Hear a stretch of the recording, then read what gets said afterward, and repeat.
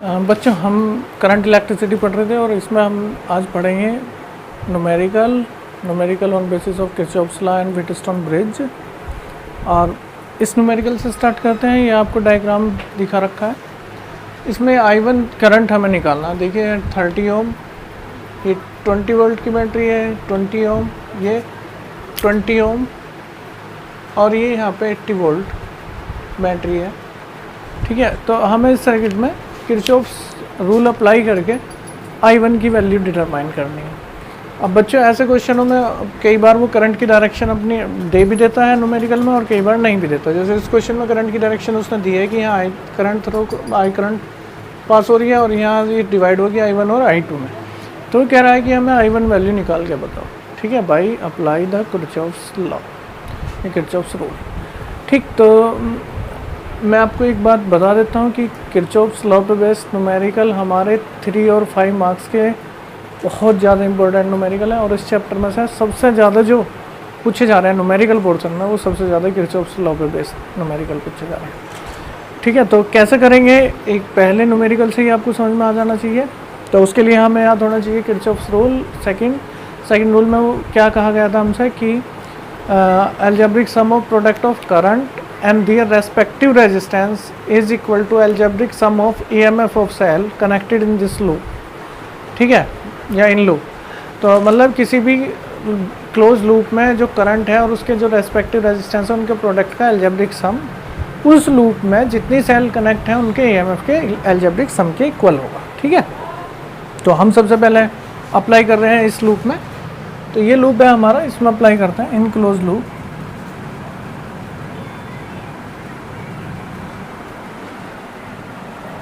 A B E F A, close loop है A B E F ए। तो Kirchhoff's law apply करता हूँ बच्चों। उसमें अप्लाई करने से पहले सबसे पहले हमें इसमें कोई अपने मोशन की डायरेक्शन माननी पड़ेगी। ऐसा मानना पड़ेगा कि हम इसमें मूव कर रहे हैं। तो मैंने मान लिया मैं इसमें क्लॉकवाइज मूव कर रहा हूँ, ये मेरी डायरेक्शन है क्लॉकवाइज मूव करने की। अब ये एक बार मैं आपको याद दिला देता हूँ। मैंने पहले बताया था आपको कि अगर आप करंट की डायरेक्शन में हो तो करंट पॉजिटिव लोगे, अगर आप करंट की अपोजिट डायरेक्शन में हो तो करंट नेगेटिव लोगे। अगर आप मोशन कर रहे हो सर्किट में, मान रहे हैं हम कि हमारे मूवमेंट की डायरेक्शन ये है और हमारी डायरेक्शन सेल के पॉजिटिव टर्मिनल की टूवर्ड्स है तो EMF पॉजिटिव और नेगेटिव टर्मिनल्स के टूवर्ड्स है तो EMF नेगेटिव लेंगे। तो देखो कैसे।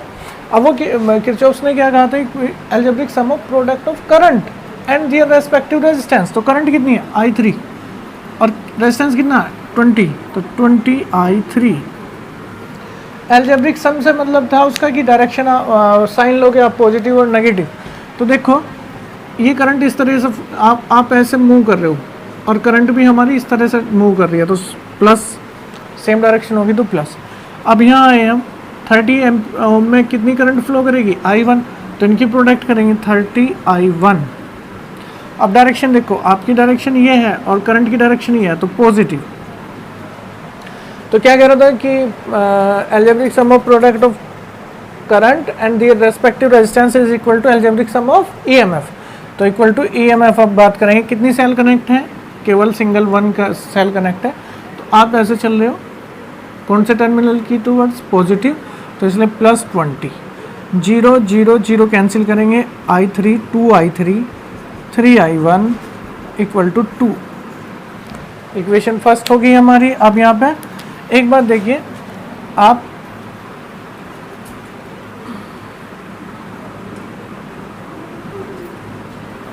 जो हमारी I3 है वो यहाँ आके डिवाइड होगी थी 2 पार्ट में। तो I3 इक्वल टू क्या होगा I1 + I2। इसे फर्स्ट इक्वेशन ले लेते हैं, इसे सेकंड। अब यहाँ से मैं I3 की वैल्यू पुट कर देता हूँ I1 + I2। तो 2I1 + I2 + 3I1 equal to 2। 2I1 3I1 कितने हो जाएंगे 5I1, 2I2 इक्वल टू 2। इसे मान लेते हैं बच्चों इक्वेशन हम सेकंड, ये फर्स्ट ये सेकंड। अब मैं क्या करूँगा, दूसरा लूप लूँगा, इसमें किरचॉफ्स लॉ अप्लाई करूँगा, दूसरी सेकंड इक्वेशन बनाऊँगा, दोनों इक्वेशन को सोल्व करूँगा और I1 I2 की वैल्यू निकाल लूँगा। तो इन क्लोज लूप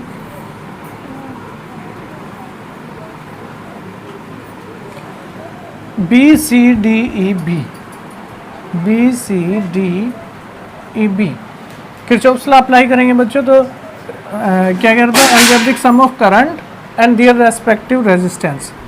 तो अब देखो ये करंट 20 में फ्लो करेगी और हमारी डायरेक्शन ये है, तो हमारी डायरेक्शन ये है और I2 अपोजिट जा रही है, तो इसलिए 20 I2 कैसा लेना पड़ेगा हमें, नेगेटिव।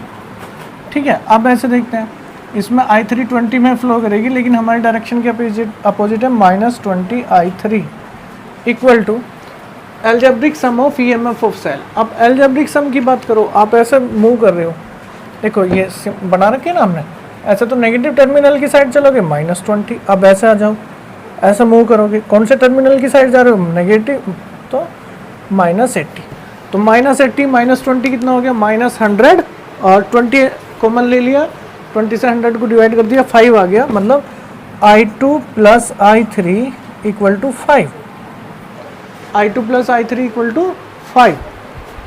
ठीक है, तो ये हो गया हमारा I2 प्लस I3, चलो यहाँ पे लिखता हूँ, I2 plus I3 equal to 5। अब I3 की वैल्यू क्या पुट कर देंगे, I1 प्लस I2, तो यहाँ पे मैंने I2 plus I1 plus I2 equal to 5, तो ये हो गया मेरा I1 plus 2I2 equal to 5, equation third. अब सेकंड और थर्ड को सोल्व कर लो, तो सेकंड ये है 5I1 plus 2I2 equal to 2। Subtract कर रहा हूँ बच्चों में, सबट्रैक्टिंग, माइनस माइनस माइनस, ये तो कैंसिल, और ये माइनस के 4I1, ठीक है, और ये 5 माइनस 2 3, तो I1 इक्वल टू आ गया -3/4। I1 क्या आ गया, -3/4। माइनस साइन इसकी डायरेक्शन को शो कर रहा है बच्चों, मतलब जो I1 की डायरेक्शन इसने अपवर्ड दी है, तो इसका मतलब ये डायरेक्शन ये ना होकर डाउनवर्ड होगी, इतनी करंट फ्लो करेगी। तो माइनस साइन से हमें कोई घबराने वाली बात नहीं है, वो ये बता देगा कि डायरेक्शन जो हमने अपने न्यूमेरिकल में जो करंट की डायरेक्शन ली है उसके अपोजिट करंट फ्लो करेगी, अगर इस सर्किट में करंट फ्लो करेगी तब। तो हमारे पास I1 की वैल्यू आ गई। अब I1 की वैल्यू अगर आप किसी भी इक्वेशन में रख दो, इक्वेशन सेकंड और थर्ड में, तो किसकी वैल्यू आ गई, I2 की। तो कहाँ रखते हैं, सेकंड में रखते हैं, from equation second, from equation second. तो देखिए 5I1 -3/4 plus 2I2 equal to 2, 315 उधर ले गए बच्चों, तो ये हमारा हो गया 2I2 इक्वल टू 2 प्लस 15/4, 4 2 जा 8, 23, I2 इक्वल टू हो गया 23/4, और ये 2 की अपॉन में मल्टीप्लाई करोगे क्या होगा बच्चों, 8, 23/8, ये आ गया मेरे पास I2। अब अगर वो I3 भी पूछ लेता तो यहाँ पे इक्वेशन फर्स्ट में I1 और I2 की वैल्यू हम पुट कर देंगे, अगर पूछता तो। लेकिन इसमें क्या पूछ रखा था बच्चों, केवल I1, तो हमें यहाँ तक सोल्व करना था, I2 भी नहीं पूछा इस क्वेश्चन में, तो इसलिए यहाँ पे मेरा आंसर आ गया। लेकिन बाय द वे अगर पूछ ले तो I2 आ गया, और I1 I2 की फ्रॉम इक्वेशन फर्स्ट में, equation first I3 equal to I1 -3/4 plus 23/8, तो 8 LCM आ गया, 4 2 जा 8, -6 और प्लस 23, 17/8 एम्पियर। ठीक है, तो ये हमारा रूल है, किरचॉफ्स लॉ है, ऐसा हम किसी भी सर्किट में करंट निकाल सकते हैं। बहुत ईजी है, डरने वाली बात कोई नहीं है इसमें, बस हमें किरचॉफ्स लॉ अप्लाई करना आना चाहिए। एक बार मैं फिर से आपको समझा देता हूँ, ये सर्किट दिया हुआ था हमें, यहाँ से I करंट फ्लो कर रही थी और ये दो पार्ट में डिवाइड हो रही थी, I1 और I2, इसलिए I3 equal to I1 plus I2 हमने मान लिया था। अब हम क्या करने वाले हैं, एक बार इसमें किरचॉफ्स लॉ अप्लाई करेंगे, फर्स्ट इक्वेशन बना देंगे, एक बार इसमें सेकंड इक्वेशन, दोनों को सॉल्व करेंगे, I1 और I2 की वैल्यू निकाल देंगे। तो फर्स्ट मैंने मैथ्स लिया ABEFA, नाम देखो जहाँ से शुरू करेंगे वहीं पे ख़त्म करना है हमें, ABEFA, और इसमें किरचॉफ्स लॉ अप्लाई कर दिया मैंने। तो क्या किरचॉफ्स लॉ क्या है कि भाई करंट और रेजिस्टेंस की मल्टीप्लाई करनी है, तो 20 I3 हो गया। अब कैसे देखेंगे कि अगर हमारी डायरेक्शन मूव कर हम इस सर्किट में मान लेंगे कि हम इस डायरेक्शन में मूव कर रहे हैं क्लॉकवाइज।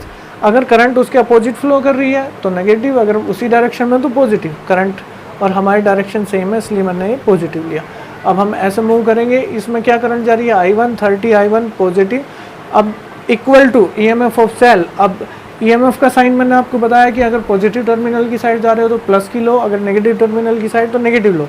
तो यहाँ से जैसे ही ऐसा मूव करोगे तो प्लस 20, 0 0 कैंसिल कर दिया, 2I3 3I1 इक्वल टू 2। अब मैंने क्या करा बच्चों, I3 की वैल्यू रख दी I1 प्लस I2, 2I1 और 3I1 कितना हो गया 5 और 2I2 equal to 2, first equation. अब क्या करेंगे, सेकंड मैश में हम किरचॉफ्स लॉ अप्लाई करेंगे। सेकंड मैश क्या है, ये है। अब देखो करंट और उसके रेस्पेक्टिव रेजिस्टेंस, तो जैसे इसमें करंट I3 और 20 इनके प्रोडक्ट कर लिया मैंने, 20I3।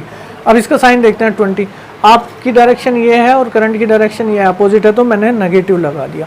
इस 20 में कौन सी करंट आ रही है, I2 डाउनवर्ड आ रही है, आप ऐसे चल रहे हो तो negative 20I2 equal to EMF of cell. अब ध्यान से देखिए बच्चों, दो सेल कनेक्ट हैं तो दोनों का EMF मैंने लिए हैं, तो हम ऐसे मूव कर रहे हैं इसमें, तो नेगेटिव टर्मिनल के लिए -80, ठीक है। फिर ऐसे मूव करेंगे -20, ठीक है। तो -20 -80 100, और ये 20 कॉमन ले लिया मैंने तो 120 से डिवाइड करा 5 आ गया और माइनस कॉमन आ गया, तो I1 plus I3 equal to 5। I3 की वैल्यू पुट कर दी I1 प्लस I2, तो I2 2I2, I1 plus 2I2 equal to 5। ये हमारी थर्ड इक्वेशन होगी। अब सेकंड इक्वेशन और थर्ड को मैंने सबट्रैक्ट कर दिया। सबट्रैक्ट करोगे तो I2 की टर्म कैंसिल आउट हो जाएगी। I1 -5I1 क्या हो गया, -4I1, यहाँ 3 बचा। I1 equal to -3/4। I1 की वैल्यू इक्वेशन सेकंड में पुट करी, क्या निकाल दिया हमने I2 I1 की वैल्यू फर्स्ट में पुट करी, क्या निकाल दिया हमने I3। तो एक बार इसी क्वेश्चन को आप करके देख लेंगे, ठीक है। एक बार डायग्राम बना के एक बार करके देखोगे। 2013 में 2 नंबर का आया है CBSE बोर्ड में, ऑल इंडिया एग्ज़ाम में, ठीक है। तो आप इसे करके देख लो। उस जो नेक्स्ट क्वेश्चन है उसे आप देखते हैं इसके बाद, ठीक।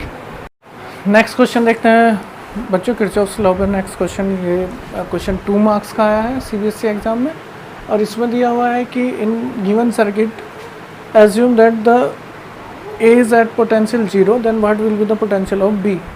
तो A का पोटेंशियल 0 है, B का पोटेंशियल आपको निकालना है, B का पोटेंशियल क्या होगा, ठीक है। अब देखिए ये करंट उसने दिए हैं कि यहाँ 2 एम्पियर करंट फ्लो कर रही है, यहाँ 1 एम्पियर करंट फ्लो कर रही है, यहाँ 2 एम्पियर करंट फ्लो कर रही है। अब यहाँ से देखिए आप, यहाँ 2 एम्पियर करंट फ्लो कर रही है तो करंट डिवाइड होगी यहाँ, तो 2 एम्पियर इधर कितनी गई, 1 एम्पियर, तो इधर कितनी आएगी 1 एम्पियर। इसे आप मान लीजिए I1, तो और इसे आप मान लीजिए I2, तो I1 plus I2 equal to 2 ampere. तो I2 कितना है 1, तो I1 plus 1 equal to 2, I1 equal to 2 minus 1, I1 equal to 1 ampere. तो मेरे पास ये आ गया।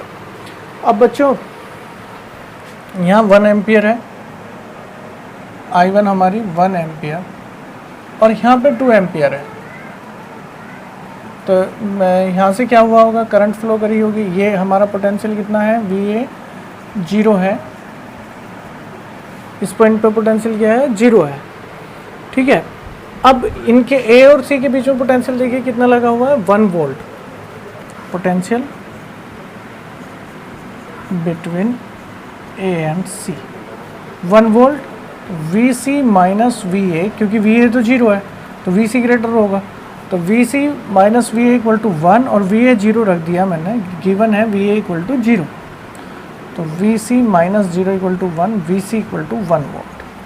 अब मेरे पास 1 वोल्ट आ गया। अगर मैं VD का DC का पोटेंशियल निकाल लूँ यहाँ पे बच्चों, DC का पोटेंशियल मुझे कैसे पता चलेगा, पोटेंशियल क्या हुआ है IR, ओम्स लॉ में हमने पढ़ा है potential difference V equal to IR। तो I कितना है 1 और R कितना 2, तो 2 1 2 वोल्ट, ठीक है। तो पोटेंशियल बिटवीन DC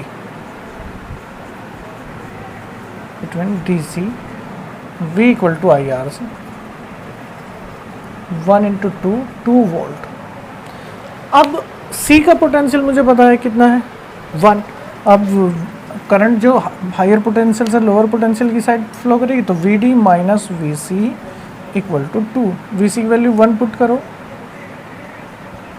और वी डी इक्वल टू क्या होगा हमारा 2+1, वी डी इक्वल टू होगा 2+1, वी डी इक्वल टू 2+1 3। तो वी डी का पोटेंशियल मेरे पास आ गया 3 वोल्ट। अब देखिए आपके पास डी और बी के बीच में कितना पोटेंशियल है 2 वोल्ट। तो इसका मतलब आपको पता है वी डी और difference potential difference between B and D 2 volt. अब इसे कैसे लिखोगे भाई, करंट यहाँ से डी ऐसे चलेगी डी से और यहाँ बी पे एंटर करेगी, तो V D minus V B equal to 2, और मेरे पास वी डी कितना है 3 minus V B equal to 2, और V B equal to 3 minus 2 1 volt. तो मेरे पास बी का पोटेंशियल आ गया 1 वोल्ट। ठीक है, फिर एक बार समझ लीजिए 2011 में आया हुआ क्वेश्चन है, 2 मार्क्स का आया था। कैसे देखो, यहाँ पे उसने हमें दिया हुआ है, डायग्राम में दिया हुआ है कि यहाँ से 2 एम्पियर करंट फ्लो कर रही है, इधर 1 एम्पियर, तो इधर कितनी होगी 1 एम्पियर 1 1 2। ठीक है, I1 plus I2 equal to 2, इधर 1 और I1 इक्वल टू 1 एम्पियर। सही। अब मुझे दिया है ए पॉइंट का पोटेंशियल 0 है, वी ए इक्वल टू 0, मतलब ए पॉइंट का पोटेंशियल 0 है। ठीक है, तो मैं वी सी का पोटेंशियल निकाल लेता हूँ, मतलब सी पॉइंट का पोटेंशियल निकाल लेता हूँ। क्यों भाई, ए और सी के बीच में पोटेंशियल कितना है 1 वोल्ट, तो इसका मतलब V C minus V A equal to 1, और वी ए तो 0 दिया है, तो वी सी इक्वल टू 1। अब अगर मुझे डी सी के बीच में पोटेंशियल पता चल जाए तो पोटेंशियल ओम्स लॉ से मैंने निकाल लिया, V equal to I R, I कितना है 1 और आर कितना है 2 वोल्ट, तो इनके बीच में पोटेंशियल है 2 वोल्ट। कैसे निकाल लूँगा मैं, V D minus V C, भाई ये इसका हायर पोटेंशियल, इसका लोअर पोटेंशियल, तो V D minus V C equal to 2 volt, और वी सी हम पहले निकाल चुके 1, तो V D equal to 1 volt, 1 उधर गया, 2 + 1 3 वोल्ट। अब मेरे पास वी डी आ गया यहाँ 3 वोल्ट। अब बी और डी के बीच में कितना लगा है 2 वोल्ट लगा है। ठीक है, तो मैंने वी और डी के बीच में जो potential V D minus V B equal to 2 और वी डी की वैल्यू पुट करी 3, V B equal to 1 volt. ठीक है, तो ये क्वेश्चन था हमारा 2 मार्क्स में आया हुआ क्वेश्चन। देखिए बच्चों, ये क्वेश्चन भी 2011 में आया है 2 मार्क्स का। अब देखिए इसमें क्या कह रहा है वो कि in given circuit find the current I2 या find the current in arm EF and find the potential difference between resistance R, external resistance R। तो यहाँ पे हमें पोटेंशियल डिफरेंस निकालना है और इसमें हमें करंट I2 निकालना है। अब देखिए बच्चों, ये R अननोन है, अगर आप किसी तरह से यहाँ से करंट निकाल लो कि इसमें कितनी करंट फ्लो करेगी, तो IR करके इसका पोटेंशियल निकाल लेते, V इक्वल टू IR। लेकिन R की वैल्यू हमें नहीं पता, तो हम यहाँ पे अगर करंट भी निकालना है तो यूजलेस लगा, उससे हम कुछ कर नहीं सकते, क्योंकि V निकालने का ये तरीका था, V इक्वल टू IR। अब और क्या तरीका है, V हम कैसे निकाल लेंगे, तो मैं आपको बता दूँ, हमने पढ़ा है in parallel combination potential difference are same between 2 points. 2 point के बीच में पैरेलल कॉम्बिनेशन में कितनी भी साइड लगी हो, उन सबका पोटेंशियल डिफरेंस क्या होगा, इक्वल होगा। तो इसका मतलब इनका पोटेंशियल डिफरेंस क्या होगा, इक्वल होगा। तो मतलब EF का यहाँ पे पोटेंशियल डिफरेंस निकाल दो, वो किसके इक्वल हो जाएगा, R के, वही पोटेंशियल डिफरेंस होगा। तो अब मेरे पास सबसे बड़ा जो काम है वो है I2 निकालना, और फिर मैं यहाँ पोटेंशियल डिफरेंस निकालता हूँ। ठीक है, तो मैं पहले किरचॉफ्स लॉ लगाऊंगा between mesh AEFBA by Kirchhoff second law.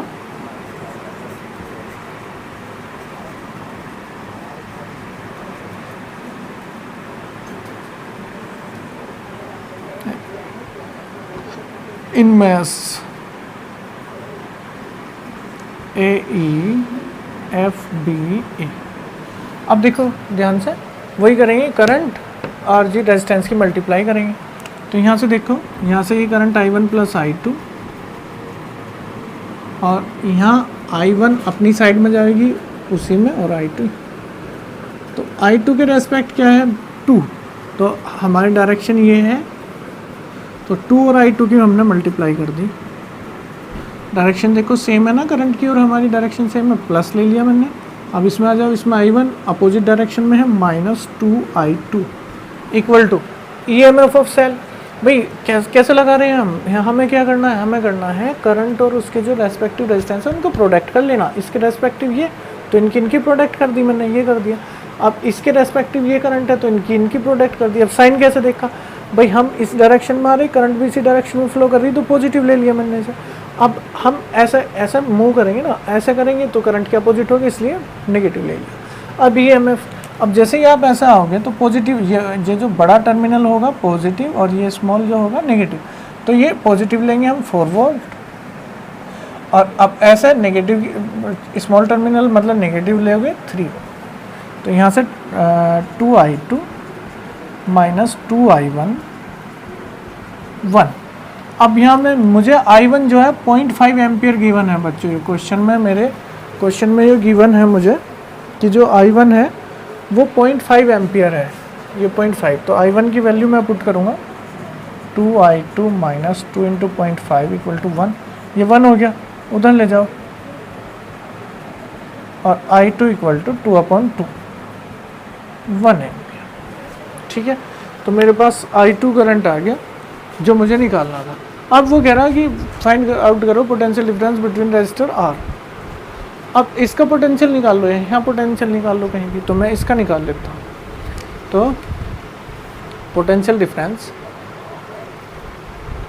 Between E and F कैसे निकाल लोगे भाई? सेल के लिए हमने पढ़ा E equal to V plus I R, E equal to V plus I R. तो EMF कितना है 4, V पोटेंशियल डिफरेंस हमें निकालना है, I कितना फ्लो कर रहा है इसमें I2 कितना है 1, R कितना है 2 इधर लेके जाओ, तो V इक्वल टू 4 माइनस 2, तो कितना हो गया 2 वोल्ट। और VR equal to 2 volt, VR भी कितना होगा 2 वोल्ट, क्योंकि पैरेलल कॉम्बिनेशन में हमारा जो पोटेंशियल होगा वो इक्वल होगा। पैरेलल कॉम्बिनेशन में पोटेंशियल क्या होगा? इक्वल होगा। ठीक है, अगर आप ये फार्मूला यहाँ पे निकाल लोगे, V निकाल लोगे यहाँ से, यही फार्मूला अप्लाई करोगे तो वो भी 2 आएगा। ठीक है, तो हमें याद रखना है कि पैरेलल कॉम्बिनेशन में सबका पोटेंशियल, सभी साइड का पोटेंशियल क्या होगा? इक्वल। और सीरीज कॉम्बिनेशन में इक्वल नहीं होता, सीरीज कॉम्बिनेशन में क्या इक्वल होगी? करंट। ठीक है, तो अब क्वेश्चन को एक बार फिर से समझ लो। क्वेश्चन क्या था कि ये डायग्राम हमें दिया हुआ था, I1 की वैल्यू हमें दी थी, ये वैल्यू हमें दी थी, और उसने पूछा था कि I2 की वैल्यू निकाल लो और इसके बीच में पोटेंशियल डिफरेंस निकाल लो। तो मैंने यहाँ पे जैसे ही किरचॉफ्स लॉ अप्लाई करा, ठीक है, I1 की यहाँ पे वैल्यू पुट कर दी, I1 की मैंने यहाँ पे वैल्यू पुट करी, कितनी दी हुई थी 0.5 पुट करी, मल्टीप्लाई 1 प्लस 1, और I2 की वैल्यू आ गई मेरे पास, ये निकालना था। अब मुझे यहाँ पे पोटेंशियल डिफरेंस निकालना था, तो मैंने फॉर्मूला लगाया E equal to V plus I R, EMF of cell, ये EMF ही तो है सेल का, 4V निकालना था, प्लस I1 कितनी I2, इसमें 1 ही तो एम्पियर फ्लो हो रही है, यहाँ I2 लिख लो, I2R। ठीक है, R के प्लेस पर 2 पुट कर दिए। ठीक, यहाँ से मेरा पोटेंशियल हो गया, और इसका पोटेंशियल, इसका पोटेंशियल, इसका पोटेंशियल सेम है। ठीक, तो नेक्स्ट क्वेश्चन देखते हैं। नेक्स्ट क्वेश्चन देखिए बच्चों, ये क्या है, ये क्वेश्चन, इस क्वेश्चन में पूछ रहा है find the current draw from the battery, इस बैटरी से कितनी करंट ड्रॉ होगी, ये हमें सर्किट दिया हुआ है।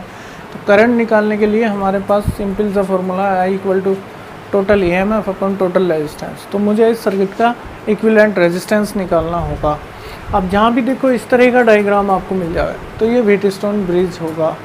आपको इसमें ये चेक करना पड़ेगा कि ये बैलेंस है या नहीं। अगर ये बैलेंस है तो जो बीच का रेजिस्टेंस होगा, जो जहाँ याद करो व्हीटस्टोन ब्रिज पे आपने एक डायगोनल पे गैल्वेनोमीटर लगाया था, तो उसमें करंट फ्लो नहीं कर रही थी, नल कंडीशन थी, नो डिफ्लेक्शन शो कर रहा था वो। इसका मतलब बैलेंस अगर होगा आपका, मतलब कि साइडों की एडजेसेंट साइड की रेशो इक्वल होंगी, तो जो बीच में जो डायगोनल पे जो रेजिस्टेंस लगेगा उस पर कोई करंट फ्लो नहीं करेगी। ठीक है, तो अब देखिए, अगर आप R1/R2 करें 1/2, और अगर आप करें R4/R3 तो 2/4 1/2, तो रेशो इक्वल है। अब रेशो इक्वल है तो ये क्या है? Balance Wheatstone bridge. तो लिख देंगे this is balance Wheatstone bridge.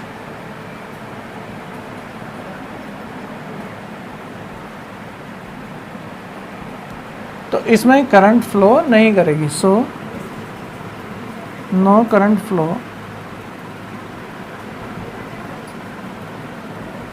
In 5 ohm. ठीक है, याद रखिए जहाँ भी ऐसा डायग्राम मिले तो सबसे पहले हमें इनकी रेशो चेक कर लेनी चाहिए। अगर रेशो इक्वल है तो ये बैलेंस व्हीटस्टोन होगा, जिससे इसमें करंट फ्लो नहीं करेगी। अब यहाँ से देखो, यहाँ से करंट ऐसा फ्लो करेगी, यहाँ से डिवाइड होगी करंट, डिवाइड का मतलब पैरेलल, तो ये साइड और ये साइड पैरेलल होगी। लेकिन इस साइड पर देखो तो ये इन दोनों में सेम करंट फ्लो करेगी सीरीज में। ये देखो इन दोनों में सेम करंट फ्लो करेगी सीरीज में, ये तो इसमें तो कोई करंट फ्लो ही नहीं करेगी। तो हम क्या करने वाले हैं, R1 R5 का सीरीज और R4 R3 का सीरीज निकाल लेंगे, फिर उनका क्या निकाल देंगे, पैरेलल। तो R1 and R2 are in series, R5 are in series combination में। तो इसे मैं R डैश मान लेता हूँ। सीरीज कॉम्बिनेशन में क्या करेंगे, R equal to R1 plus R2, तो R1 प्लस R5 1 प्लस 2, तो R डैश हमारे पास कितना आ गया, 3 ओम। ये आ गया हमारा 3 ओम। अब इसमें देखिए R4 R3 are in series,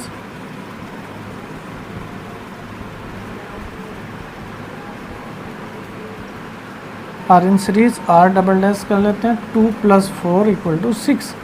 अब ये यहाँ पे करंट डिवाइड हुई थी तो ये पैरेलल हो गया था, दोनों वायर, इस वायर पे ये 2 रेजिस्टेंस थे, इस वायर पे ये 2 रेजिस्टेंस थे। तो R dash and R double dash are in parallel. अब पैरेलल का फॉर्मूला है 1/R 1/R1 प्लस 1/R2। ठीक है, तो यहाँ पे मैं फॉर्मूला अप्लाई कर देता हूँ, मेरे पास इक्विवेलेंट रेजिस्टेंस आ जाएगा। तो 1/R इक्वल टू 1/3 और 1/6, एलसीएम 6, 3 2 जा 6 और 1, 3/6 1/2, इक्विवेलेंट रेजिस्टेंस की वैल्यू आ गई मेरे पास 2। और I equal to total EMF upon total resistance. Total EMF है 4/2, तो कितना आ गया हमारे पास, 2 एम्पियर। तो करंट कितनी आ गई मेरी, 2 एम्पियर। बहुत ईजी सा न्यूमेरिकल था बच्चों। हाँ, तो इसमें हमें याद रखना पड़ेगा कि अगर ये डायग्राम है तो ये व्हीटस्टोन ब्रिज है और इसकी एडजेसेंट अगर रेशो इक्वल है तो ये बैलेंस है, और बैलेंस है तो इसे क्या कर देंगे, नेगलेक्ट कर देंगे, इसमें कोई करंट फ्लो नहीं करेगी। इसका सीरीज में डायरेक्ट जुड़ेंगे तो 1 और 2 3, इसका सीरीज 2 और 4 6, फिर उनका पैरेलल 3 और सीरीज का 6 का पैरेलल 1/3 प्लस 1/6, वो कितना हो गया 2। अब current I equal to total EMF upon total resistance, total EMF कितना है 4/2 2 एम्पियर। तो कितनी करंट फ्लो होगी, 2 एम्पियर करंट फ्लो होगी।